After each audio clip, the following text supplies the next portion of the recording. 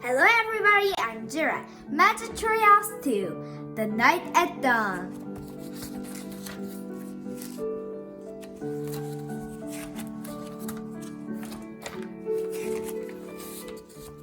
Chapter 2, Leaving Again. No one's here, Annie shouted down. Jack thought about going home. Then he thought about all the books in the treehouse. He started up the ladder. When he was nearer to the treehouse, he saw light in the distant sky. Dawn was starting to break. He crawled through a hole in the floor and took off his backpack. It was dark inside the treehouse.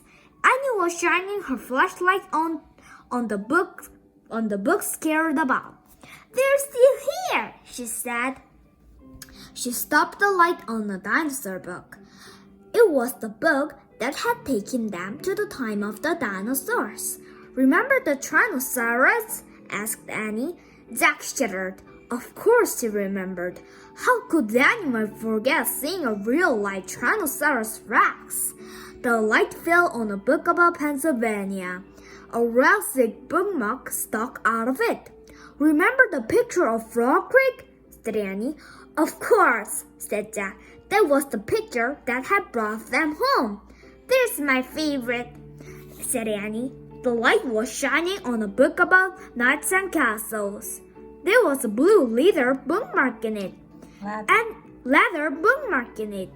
Annie turned to the page with the bookmark. There was a picture of a knight on a black horse. He was riding toward the castle. "Annie, close that book," said Jack. "I know what you're thinking." Annie pointed at the knight. "Don't, Annie. We wish we could see this guy for real," Annie said. "No, we don't," shouted Jack. They heard a strange sound. It sounded like a horse neighing. They both went to the window.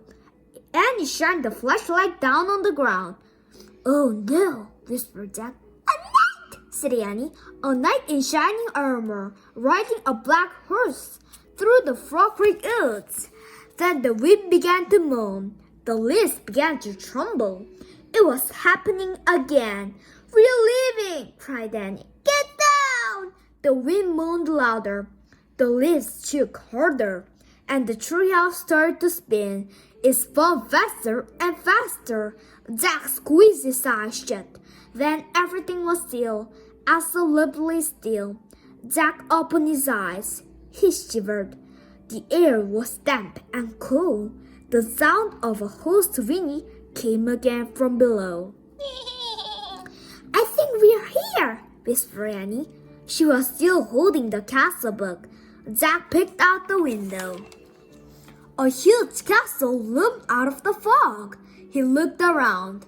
The treehouse was in a different oak tree, and down below the knight on the black horse was riding by. "We can't stay here," said Jack. "We have to go home and make a plan first."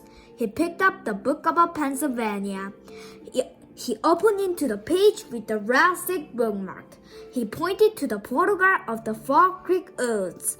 "I wish—" "No," said Annie. She yanked the book away from him. "Let's stay. I want to visit the castle." "You're nuts. We have to examine the situation," said Jack. "From home. Let's examine it here," said Annie. "Come on."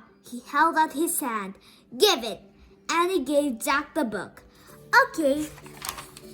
You can go home. I'm staying," she said. She clicked the flashlight to her belt. "Wait," said Jack. "I'm going to take a peek.